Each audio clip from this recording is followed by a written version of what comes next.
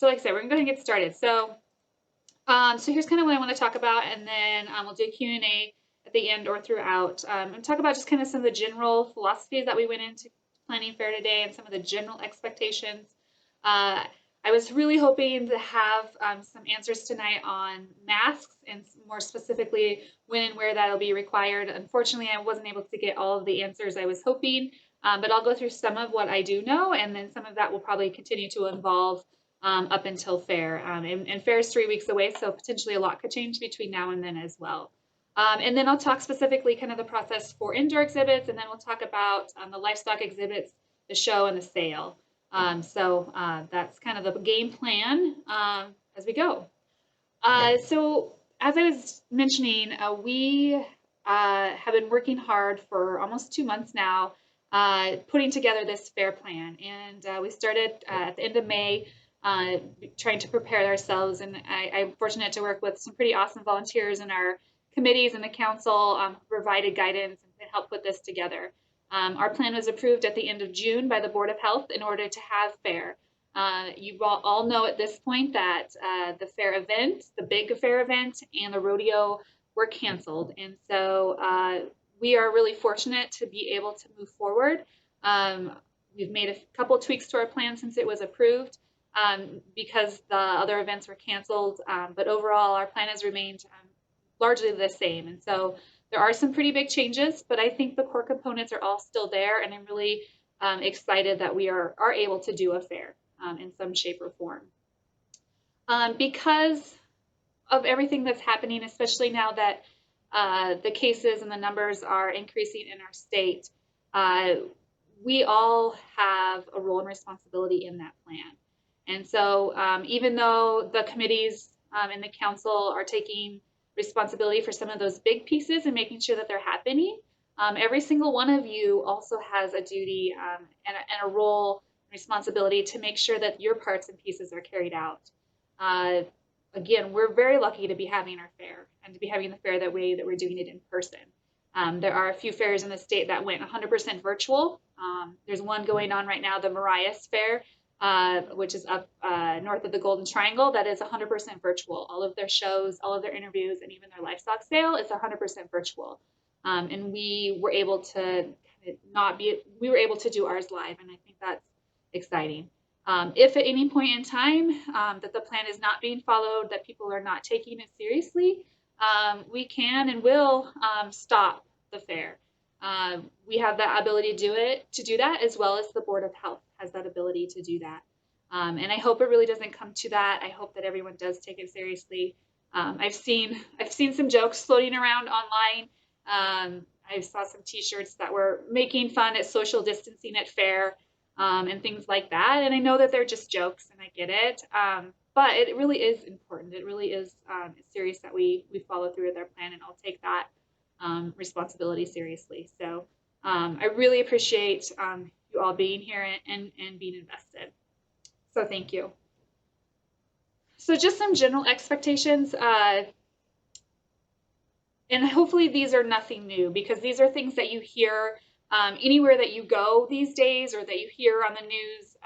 So there shouldn't be new, but I do just feel like I need to mention them so that they're aware that that's part of this event as well.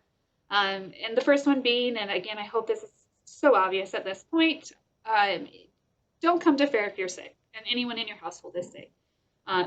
Specifically, we're concerned about those COVID-19 symptoms.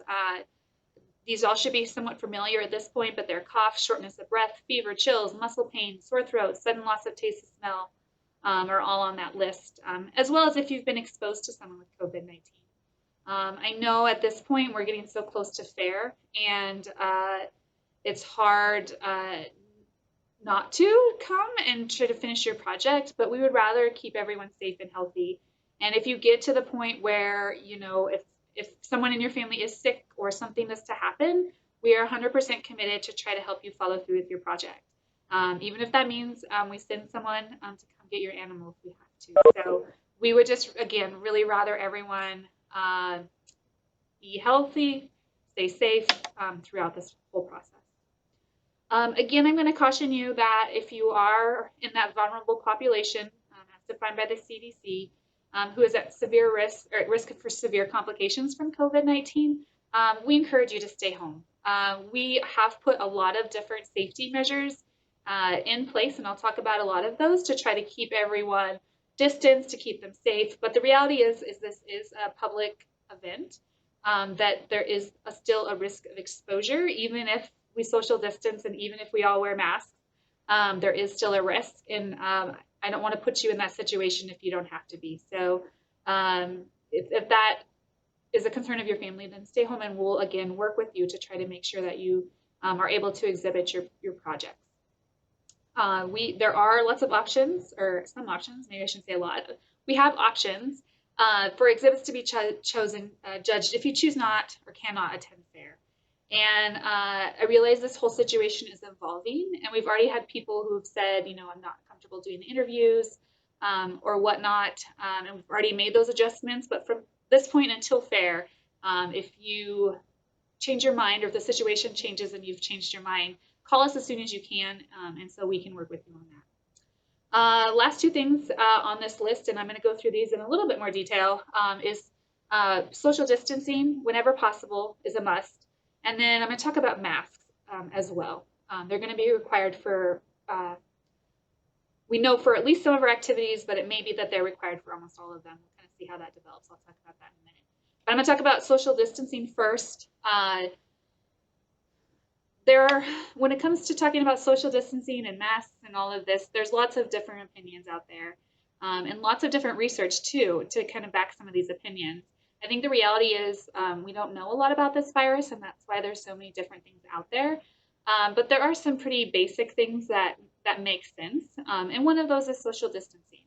One of the other pieces of research that is probably getting to be repeated a little bit at this point is that it's showing that you can pass on COVID-19 even if you don't have symptoms, and that you are often contagious before you show those symptoms. And so the concept of social distancing is just to stay away from others, not just for your health, but for the health of others. You may be the most healthy person around, but the people that you associate with, you don't often know about their history and their background. And so keeping in mind that maybe they have a health condition or someone in their family does is really important. And so it's kind of this concept of we're all working together to social distance to help protect not only ourselves, but each other and each other's families. So just keep that in mind. I really kind of like this graphic here. These are all from MSU. And it shows that, just normal behavior that we're all accustomed to doing, that one person can affect 2.5 people, almost 3 people in 5 days. And in the course of 30 days, they're affecting 406 people. If you are able to step back and social distance, which means about 75% less contact, you reduce that number immensely. So in just 5 days, less than 1 person affected, and in 30 days, 2.5. So pretty major difference there. And what some of the early research is showing is that social distancing can work and is effective. Okay, masks. I'm almost a little afraid to go into this topic, but it is what's on everyone's mind right now. Everyone knows at this point that yesterday the governor had a new directive that requires face masks in certain situations. Some of it is pretty black and white, but there is a lot of gray, especially when we start talking about our 4-H activities. I was really hoping to have some answers for you tonight on specifically when and where you would need to wear masks. I talked to the director of the Montana 4-H Center this morning, first thing, and he told me initially that he would try to have something out specifically for fairs and mask wearing by this afternoon or tomorrow morning. But then this afternoon, the message I got was that it could actually be several days. So I don't have all the answers right now when it comes to masks. I'll tell you what I do know. And where I do know it'll be expected, and then know that there might be some tweaks and some changes in the upcoming week. So be watching for that. There is in the directive a definition of what a mask or a face covering is, and they've included that on there. There's lots of different things that can be a face covering. This does also include face shields. That does specifically say that. So if you're one of those who's maybe has asthma or is just really uncomfortable wearing a mask, because I'll be the first to admit that I hate wearing masks, a face shield might be a good option for you. We do know from the directive that masks are required in any indoor public areas or businesses. So that does mean that there are going to be several activities out there that will require masks for sure. So if you are doing indoor interviews, expect to wear a mask in the building. And then more than likely that probably translates to the livestock barn. I realize it's a bigger facility, but yes, yet it is an indoor facility that's public. And so those would be the two areas where I can say yes, for sure you're probably going to need to prepare to wear a mask. Outside that, it gets a little gray. What the directive says is that any outdoor activities where social distancing is difficult or impractical or impossible, I think it even uses that word, you also need to wear a mask. So we know that we have some outdoor activities scheduled that it's probably pretty impractical and maybe even impossible to adequately social distance all the time. And some of those examples I would say are probably weigh-in. Is this a little challenging back there? If you have hogs, we all know that hogs don't always go in the direction that we point them. It's difficult to keep up with them, much less try to social distance while you do that. So in some of these situations, I think it's pretty fair to say expect to wear a mask. Beyond that, it's just a little gray right now, and I'm trying to get some clarification and some recommendations from the State 4-H office and MSU beyond that. But in other words, I just kind of want to say is have a mask, be prepared. I will have some more details for you before fair. I can promise you that. It just may not be as quick as I initially hoped. I initially was really hoping I'd have some information for you tonight, but that's not necessarily the case. Unfortunately. So I am going to pause now. Kind of the next part of the presentation is getting into the nitty-gritty details of fair and what to expect for all of the shows and the interview judging. But I'm going to pause now to see if there's any questions about general expectations or anything. You can ask mask questions. I'm not sure if I'll be able to answer them all tonight, but if you do have them, go ahead and ask, because chances are if you have that question, someone else does, and if I don't know the answer, I can still prep myself to be able to be prepared to answer it when I have more information. So I'm going to pause and let you ask questions if you have them.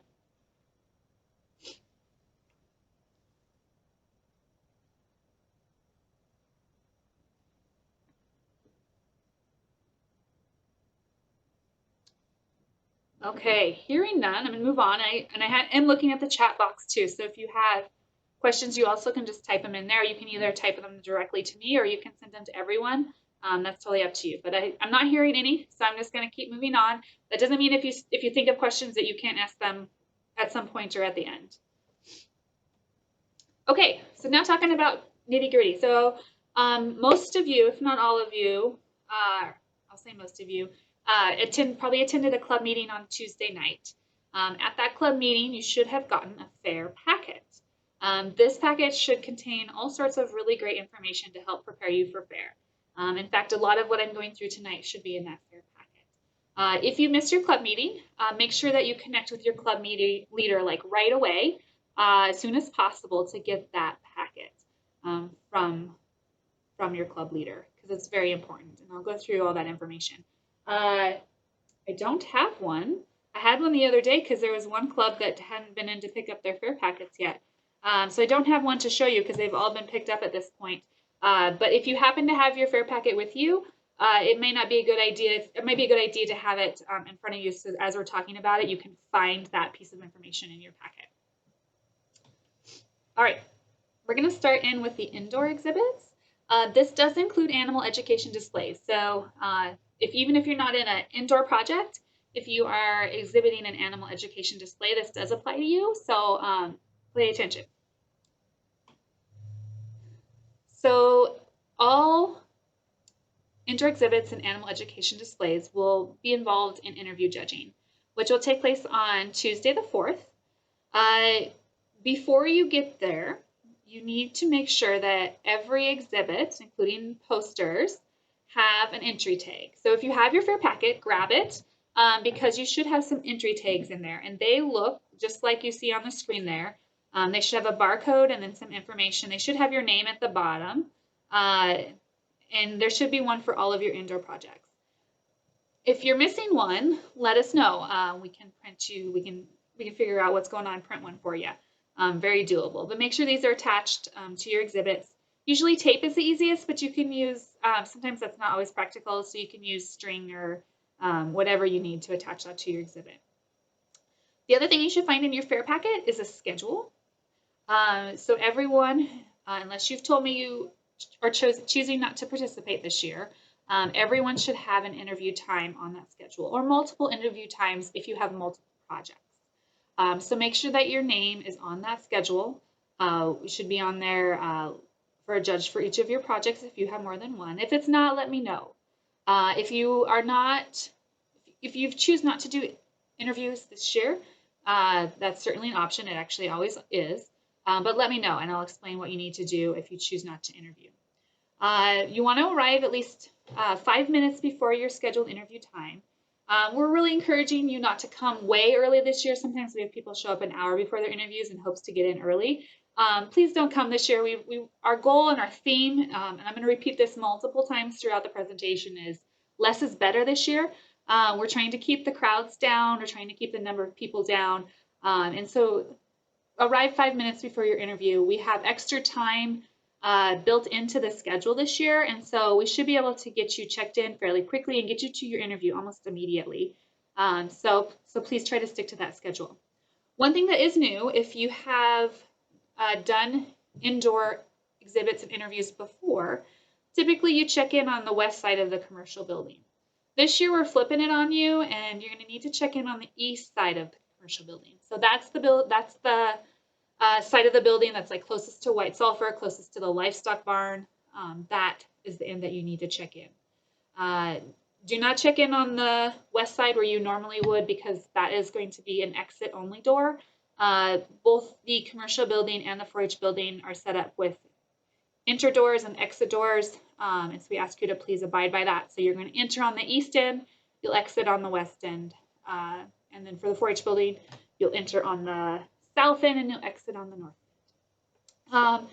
end. Parents, you're more than welcome to help your children carry their exhibits to the building, get them checked in, and then kind of once that happens, we would really ask you this year to wait outside or wait in your vehicle. Again, we're trying to reduce the crowds. We want to try to keep the fewest number of people as possible inside that building. And so you're more than welcome to help your child get there. Once you've done that, we just ask that you just wait outside for them. We'll take good care of them and make sure that they get to where they need to go. There will be volunteers, and now with masks, they'll be wearing masks to make sure they get to where they need to go for their interview. They can help them carry stuff if necessary. The commercial building will be a staging area and Cloverbud interviews. All of the interviews will take place in the 4-H building, and checkout will be there. And we will, again, make sure you know where you're going. We have people there to help that with that. Okay, the judging process. So this is the fun part, or this is what should be the fun part, because this is where you get to talk about your project and everything that you've been doing with your project. A couple of things to happen this year.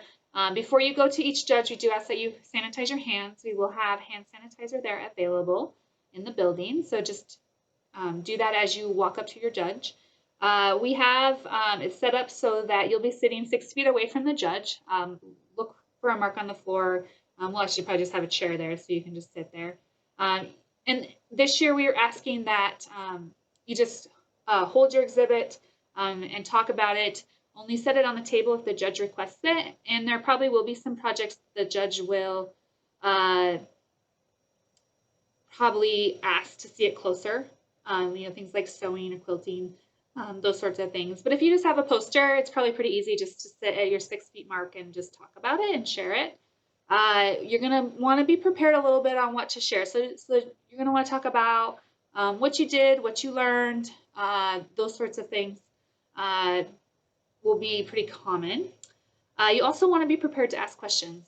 I think almost every judge will ask you a few questions, so be prepared. The other note I'll make is if you are in a foods or baking project, the judge will not be doing any sampling this year. So it will not be tasted. It will be mainly a visual representation, but also what's really important is that you really need to emphasize kind of what you did to make that food item in the process that you went into. And then lastly, have fun. This should be the fun part. This is where you really get to show off your project and share it with someone else. Judges love it because they love to see how excited that you are about your projects and that you're sharing it with them. So have fun with it. I know it's kind of nerve-wracking, but I just really want to encourage you to have some fun with it. Okay. After judging, so after you get through judging, if you have multiple interviews scheduled, just hang out and the volunteer in the building will help get you to the next table. Once you're all done with your interviews, you can go to the checkout table, which will be at the end of the 4-H building, and check out there and you'll get your ribbons. This year, we are not displaying any of the exhibits. However, what we are doing is we would love to take your picture with them and so that we can post them online. And the plan is right now to post them on the office Facebook page, which I have that shortcut here at some point in the presentation. And so we're going to put them there and then hopefully find some other opportunities to share and showcase you and your exhibit. So the way it'll work is you'll check out, you will get your picture taken, and then you take your exhibits home, unless you are participating in the online auction, which I'm going to talk about here in a minute. If you're doing the online auction, then you leave your exhibits there. Just a couple other announcements for those of you that are only in indoor exhibits. You're invited to participate in the group photo, which is on Thursday at 12:30 underneath the tent. We are asking for those that come to the group photo is you want to stay with your club and space yourself 6 feet apart and wear your 4-H shirt.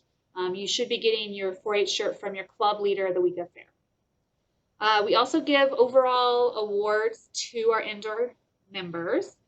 We will announce those at the livestock sale on Saturday. Normally, we invite all of you in indoor exhibits into the show ring and kind of show you off. Unfortunately, we're not able to do that this year, but we will still announce them.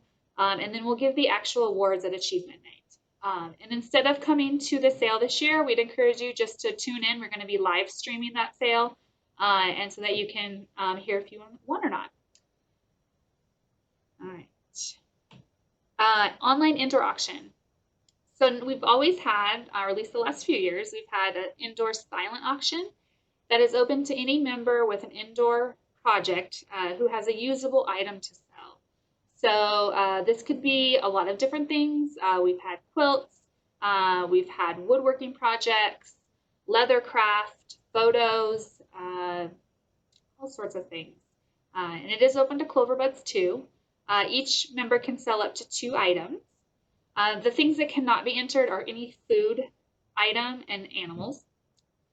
Normally it's a silent auction taking place in the 4-H building. This year we're doing an online auction, and that'll be taking place over Facebook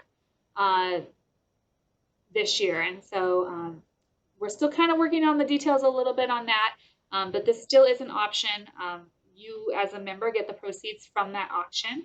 If you want to participate, there is a form that you need to fill out, which is due on Tuesday of fair. We sent that form out on Monday, and we'll probably send out a couple more reminders of that, and we'll have them there that day. If you want to participate, we'll take pictures this year, one with the item and one with you in the item for that auction, and you'll leave those items at the fair, and we'll kind of take care of it from there. Let's see. So I'm thinking that's all I have for indoor. Yep. So I'll pause a minute and see if there's any indoor questions. I do see there is a math question, but I was going to save that till we get to the animal section since it was related to animals. But I'll pause to see if there's any indoor questions.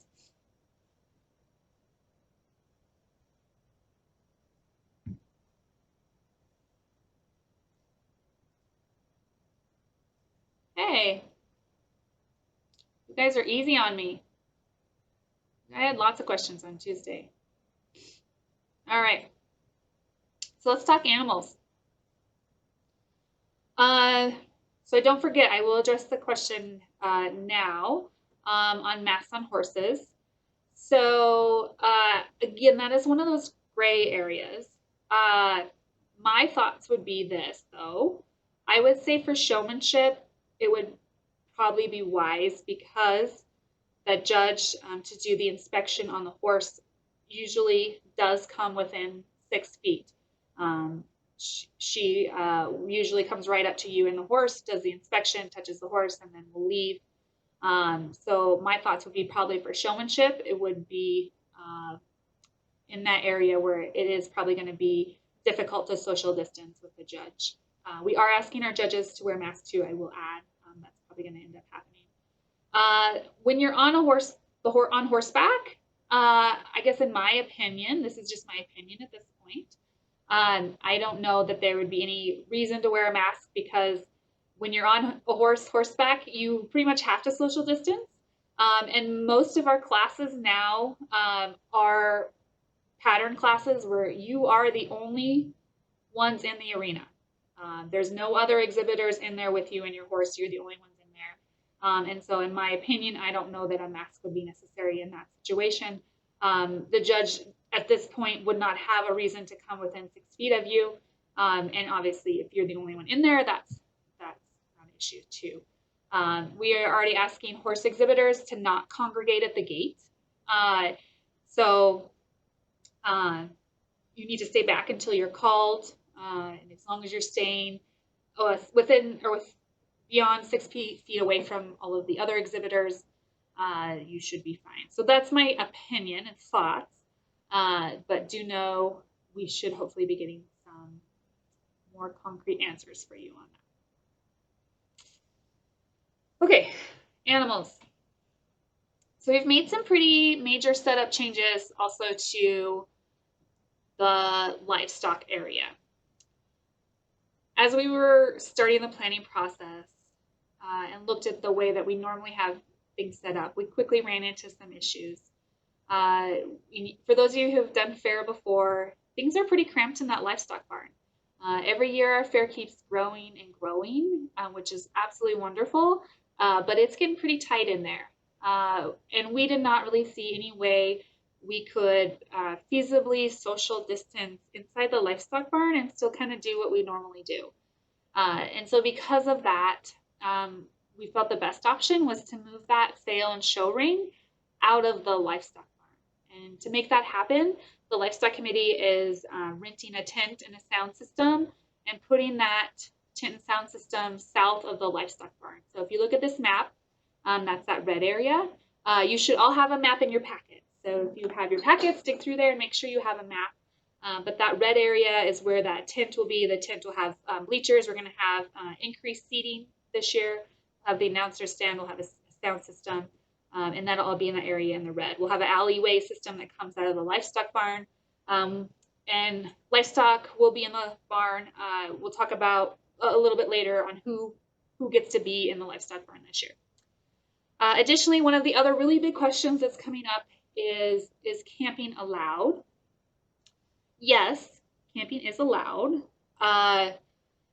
but you need to do so wisely. If you do need to camp, and I know there's families that really do need to camp, then please, by all means, do so. If you're kind of one of those that lives somewhat close, it's more of an optional or convenience thing for you. Maybe this year is the year that you choose not to camp. If you do choose to camp, there's 2 different camping areas. Those are in the blue, both on the north and south ends of the fairgrounds. You're welcome to camp in any of those areas. Our fair plan specifically says that you need to park at least 8 feet apart, and you need to be parallel to each other. So that means a couple of things. So no wagon wheel, party circles, or anything like that. This is business this year, so you need to space yourself out parallel to each other. Like a formal RV park or something like that. It does say at least 8 feet apart. I think because there's no fair and rodeo this year that you're going to have way more space available than that. So the more is better. So find yourself a spot. away from other people. I think there's going to be a lot of space this year. That is one advantage of not having the fair and rodeo this year, is we have the whole entire fairgrounds to work with. There's a yellow area there, which is to the east of the tent area. That is day trailer parking for people that are bringing in their animals just for shows. And we'll talk about a little bit later on who that'll be. That's also includes rabbit and poultry, who I realize may not have a trailer, but you're bringing in animals just for the show. You can park there. And then the green parking area is day parking for everyone else who isn't bringing animals in. And so there should be, again, plenty of room there for that. So that's kind of general setup this year. So let's talk a little bit about fair setup and cleanup. Setup is taking place on Monday the 3rd, and cleanup is Monday the 10th, so 1 week apart. Normally this is required for all exhibitors. However, that has changed this year. So it is required for all exhibitors who are 13 years or older. In 4-H, we always use what we call the 4-H age. And 4-H age is determined on October 1st of the 4-H year. So whatever age you were on October 1st, 2019, whatever age you were on that day, that is your 4-H age for the whole entire year, including fair. And I know that many of you have birthdays or have had birthdays since October 1st, but you're still the date or the age you were on October 1st. So that's what you're going to go by. So if you were 12 on October 1st, you are exempt from this, even if you turned 13 after that. Parents may come, but we're asking any other exhibitors or siblings to stay home this year. Again, I'm just going to emphasize less is better. We want to try to reduce the number of people at the fairgrounds. Setup's going to be a little bit easier this year because the tent and that facility underneath the tent will not be set up on Monday. It's going to be set up on Tuesday or Wednesday. So really the only thing that we have to set up on Monday is the actual livestock barn and probably a start of the alleyway out to the tent. So it's going to be a little bit simpler this year, although it's going to be a different setup, and so that will be different. So we don't need as many people. We don't want as many people. So if you are not required to be there, then please take advantage this year and stay home and get your projects ready. And there was a question earlier about a fine associated with this. And normally there is a fine. I think it's $75 if you don't show up. For all of those kids that are under 13, this has been waived, so they will not get fined. It is still a requirement for those that are 13 or over. If for some reason that individual cannot make it, all they have to do is find someone else to go in their place. And usually that's a parent, but it doesn't have to be a parent. And then just make sure that that you check in when you get there. If this is an issue, please let me know, because this year is not normal, and so we recognize that this may cause some issues for some people, and so call me, let's visit about it. Just a couple other reminders, because this drives me crazy, but come ready to work.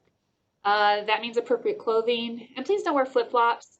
I think that's like the thing that drives me crazy every year at Barn Setup is all the girls, sometimes boys, they run around in their flip-flops with all these machinery and panels and cages going around. Some years, some kid's going to lose a toe, I swear.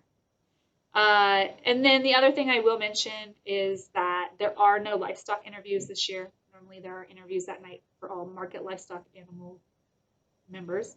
There are no interviews this year. Traditionally, you're required to bring an up-to-date record book to those interviews. We are not requiring the record book this year. However, that doesn't mean you shouldn't do your record book. We are still highly, highly encouraging you to get your record book up to date. If the judge asks questions and you've done your record book, it is so much easier to be prepared to answer those questions. And that goes for indoor projects too, as well as livestock.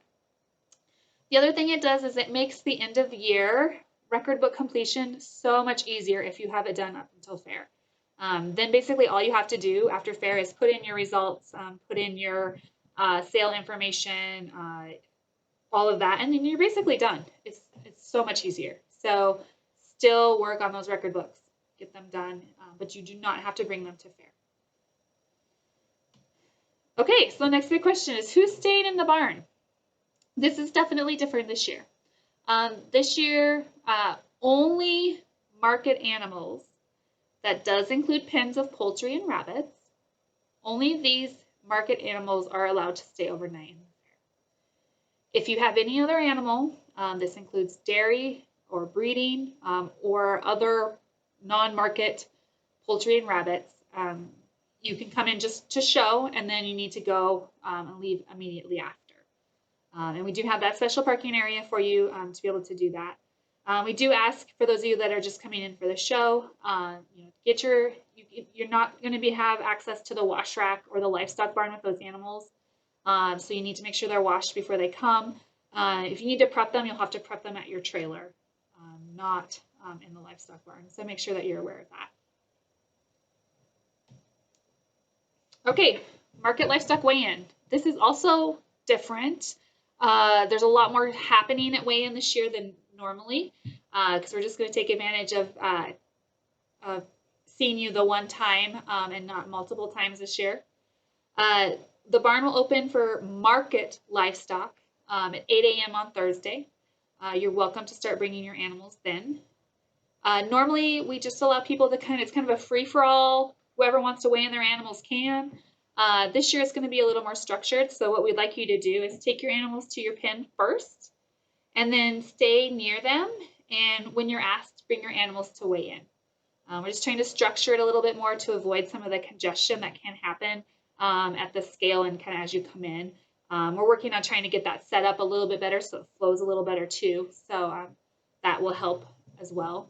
All your animals do need to be weighed in by noon, but don't wait till 11:30 to bring your animal, because if everyone did that, we wouldn't have them all weighed in by noon. And we do have a busy afternoon. We have the next scheduled activity is at 12:30, so it's essential that we get those animals weighed in at noon. If for some reason your animal didn't make weight, you're allowed to reweigh it once before noon. You have some time, which is another reason to try to get there early and get weighed in early, so that if your animal didn't make weight, then you can take it back to the pen, you can feed it, you can water it, and then bring it back to the scale a couple hours later and see if that made any difference. So another incentive to try to get there early.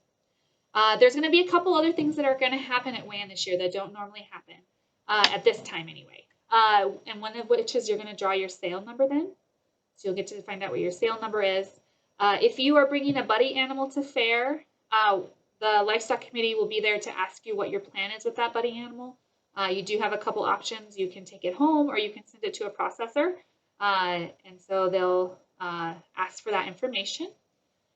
I also remind you that all buddy animals do need to be registered and signed up for fair. So even if you're going to take it home or your family is going to send it to processing and you're going to take that meat home yourself, it still does need to be registered for fair. The other thing that you'll do at this time is you'll pay that $20 livestock family contribution. And this is $20 per family.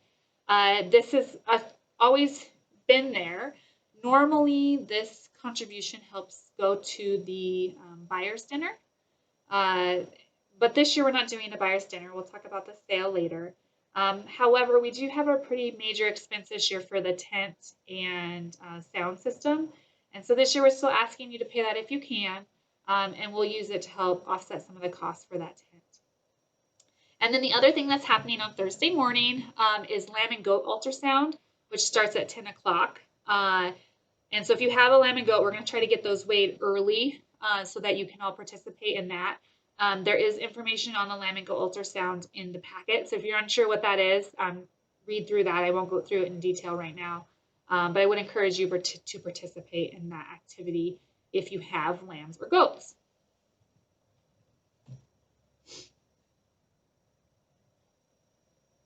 Barn duty. In your fair packets, you should have a barn duty schedule. So if you have your packet in front of you, dig through there and find your barn duty schedule. Each family who has livestock in the barn needs to be signed up for, or should be already on there, for a 2-hour time slot for barn duty. It's a little bit different this year because we won't have the public at the fair like we normally do, but instead of that, we do have some other responsibilities for you to do. During your barn duty shift, a parent or guardian does need to be there from your family. I think in most cases, there'll be another family doing this with you. So typically, you're not alone. Sometimes our livestock committee will do, or larger families might do it alone, but typically you're with someone. So basically what your responsibility is during barn duty is to check on the animals, make sure that everyone seems happy, make sure there's no issues. Normally that also means that you answer questions that the public may have who's walking through the barn, make sure that the kids aren't poking at the animals, those sorts of things. That shouldn't be an issue this year with no public in the barn, but still, if you see that happening, let's stop it. If you do see any issues like animals that appear to be stressed out of food and water and are stressed, for example, seek help from the livestock committee. We ask that you not actually feed that particular animal, but you get some help, and we'll make sure it gets taken care of. New this year, we are also asking during each barn duty shift to help clean the barn. We have some additional cleaning responsibilities that we are tasked with in our plan, and so you only have to do this once in your barn duty shift, but we just are asking that you help and clean. There will be what we're calling a sanitation station in the barn that will have all the supplies that you need. So it'll have the bleach solution, it'll have spray bottles, gloves, masks if you need them. All of that will be there for you. We'll also have a list of things that will be cleaned. And so this is going to be things commonly touched surfaces. So gates, door handles, wash rack, alleyways, things like that that people are touching on a regular basis, and so that we know that they're being cleaned every 2 hours. Additionally, each club, and this will be shown on the barn duty schedule, has responsibility for cleaning the tent area before and after one show. So again, this is something you only have to do once, and your club will do it together. And so this is the tent area, so it would be like the bleachers, the show ring, that particular area. And again, there'll be a list of things that you'll need to do. It'll need to be done before the show and after the show. There is also one club that's responsible for the sale, same sort of deal. And it'll be probably cleaning the bleachers, cleaning gates, those sorts of things underneath the tent. And I think with your whole club doing it, it shouldn't be too difficult at all. So that's some of the things that are happening this year with barn duty, and that's all those of when your assigned times and assigned shows should be on that schedule. Okay, next big question: who can come to the livestock shows? Our theme, again, I'll say it again throughout the fair this year, is less is better. So we're really trying to reduce the number of people and the number of the crowds at fair. So we really like to encourage you to keep spectators physically at the livestock show to immediate family only. And specifically immediately family who are not in that vulnerable population, because again, this is a public type event. So not in that vulnerable population for severe complications from COVID-19. And you know, I know that we love to have like our grandparents and everyone there, but maybe this year is the year that they can watch at home, because we do have, or we're working on the ability to live stream all of our shows in the livestock sale, so that those who are not able to be there, or who are not, who are just members of the public that want to support the 4-H program, can still watch from the comfort and safety of their home and still participate in the fun. So let's try to keep our shows, the spectators, to a minimum. We will be sending out information as soon as I can about the live streaming, so that you can start sharing that link with your friends and family. I'm also looking for someone who might have some experience with that. That's not something I've ever done. I think I'm figuring it out, but if that is an area of expertise that you or someone you know has, maybe going to be around during fair, hook me up. That would be great. All right. So let's talk about the livestock sale. So we're flipping gears a little bit. So this event is open to the public. So the shows, we're keeping those at an immediate family only. The livestock sale, on the other hand, is open to the public. And we only want registered buyers there. So there are, I know, some families, some parents who do register as buyers and or who do actively purchase in the sale. And if that's the case for you, by all means, we want you to continue to do that. But if you're not a registered buyer, especially if you're a 4-H member, we're asking for you to just let the bleachers and leave them open for buyers, and so that buyers have adequate space, 6 feet on both sides, to be able to social distance and feel comfortable there. That's our goal. We want to reduce that crowd. We do have a new sale time. We did move up a sale this year.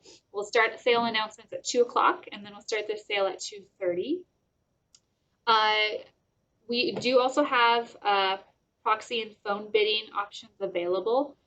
Those have always existed, but we're trying to promote it more. And I've sent that information out. I've sent both the buyer's guide and the proxy bid form out several times now. And what I would recommend is you print both of them and fold up the proxy bid form inside the buyer's guide and give that to your buyers so that they see it.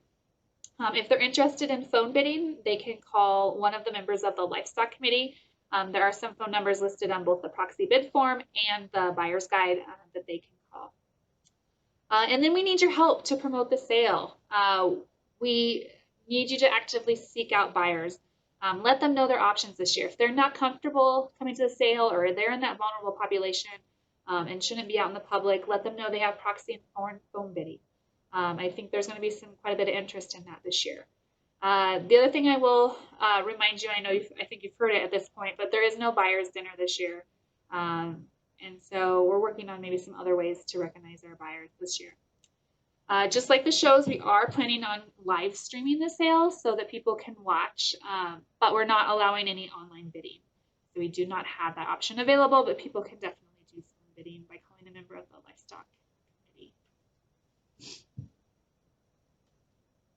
Okay, so what else do livestock members need to know? Just like the indoor exhibitors, you're encouraged to come to the group photo, or you can come. I don't want to say that you have to come by any means this year. But if you'd like to do that, we're doing it on Thursday at 12:30 underneath the tent. Stay with your club, space 6 feet apart, and wear your 4-H shirt. So you will get your 4-H shirts from your club leader during the week of fair. So connect with that person. There also is a mandatory livestock meeting right after the photo at 1 o'clock, same place. So stay around for that. New this year, we have already, if you look at your fair packets, you will find that there are back tag numbers in those fair packets. We're doing this year, we usually give those out like right before each show. And so to eliminate that congestion, you have been provided those in advance. But the downside of that is it's your responsibility to try to keep a hold of those numbers the whole entire week. So if you were in multiple shows, like if you're in the horse show on Tuesday and you're in the beef show on Saturday, you have to keep a hold of that number all week long. So try not to lose it. Try not to let your goat eat it. Usually someone's number gets eaten by a goat at some point. So try not to let your goat eat it. If you do lose your number, a piece of card, stock paper, and a Sharpie would certainly do the trick, but try to keep a hold of that if you can. The other thing that is different this year is that you are going to be asked to provide your own wood shavings. Normally we're able to get those from RY Timber, but since RY Timber is no longer active, we do not have access to the shavings, and so you'll need to provide your own. We have reached out to Rocky Mountain Supply so that they can be prepared and have some shavings on hand, but you may not want to wait to the last minute either, because I'm not sure how much they're going to get. We had Hugh Broughton on the the meeting on Tuesday, and his recommendation was you will need 1 bag of shavings for every time you clean your animal's pen. So hopefully you're cleaning your animal at least once a day, if not more. But also, the more you clean your pen, the less shavings you'll need. And he said specifically try to keep the pig's water dish area clean, and that'll really help reduce the number of shavings that you need to bring. Beef are a little harder, and he was not able to give a really good answer to how many bags of shavings you would need for beef. But obviously you would need more, but you shouldn't have to change it out as often, especially if you're keeping it clean. I already mentioned, I don't know if I mentioned, maybe I haven't mentioned yet. So there is no feeder classes this year, and this is for underweight animals. So if you have a animal that didn't make weight and that would normally show in the feeder class. They are not showing this year. You are still allowed to keep them in the barn, and if you are sending them to a processor, they can leave on the truck on Sunday, but they would not show. We're also not doing round robin this year. And then I also already mentioned that if you have animals other than market animals, they need to be washed and prepped at home as much as possible. This does also apply to horse and dog as well. Especially for horse, we do not have a sanitation in plan for the horse wash racks. I would really recommend that you wash your horses at home as well. Okay, and we're getting to the end, and then I'm going to open myself up to some questions. The last thing I just want to emphasize, and I kind of started with this message as well, but fair is optional. It always has been, but I want to make sure that it's really clear this year. You can have a successful 4-H year, and you can complete the year, and you can get awards without participating in fair. There, by no means is it ever required. If between now and fair that you decide that you or your family is no longer comfortable participating in fair for whatever reason, especially if things continue to get worse, you should not feel pressured that you have to.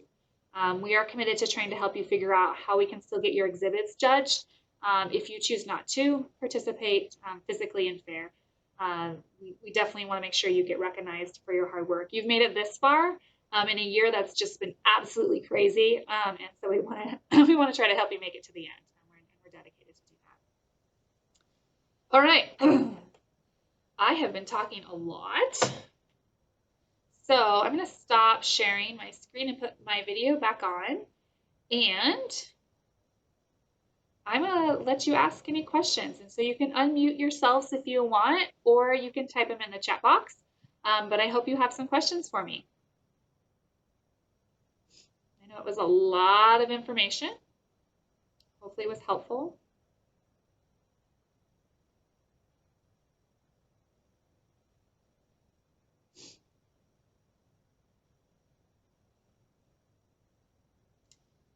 Well, it's very quiet. I don't even see anything in the chat box. Well, I'll stay online a couple more minutes. For those of you that may be lingering to ask me something, I will stay. If not, that's all I really had prepared today. I'm sorry that I wasn't really able to give you a super clear answer on masks, but I will have more information for you at some point. It may not be as soon as I hoped.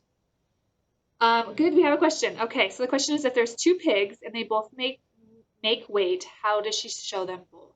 Good question, especially if this is your first year, that's a great question. So what will happen after all of the animals are weighed in is the livestock committee will take all those animals and they'll divide them into classes, and this is always based on weight. So depending on how close in weight they are, they may or may not be in the same class. And if they're not in the same class, then that's fairly doable for the member to show both animals. If they happen to end up in the same weight class, which does happen occasionally, then the way it works is you just have to find another 4-H member who's willing to show that animal for you. And there's usually lots around that are more than willing to help with that. And so you'll be in the ring with both of them, but someone will be showing the other animal. And you can usually pick which one you want to do. So, but you'll have time to kind of figure that out. Let's see, so pig show is Friday morning. So we try to have classes posted on Thursday night so that you'll be prepared for that. And it does depend on what they weigh on whether or not they'll be in the same class. And that does work for the other species too. There's obviously more hogs, and so there's going to be more classes, but we do the same thing with the other species too. There's just typically not as many of them, so there's fewer classes. Yep, you're welcome, Shauna. Good question.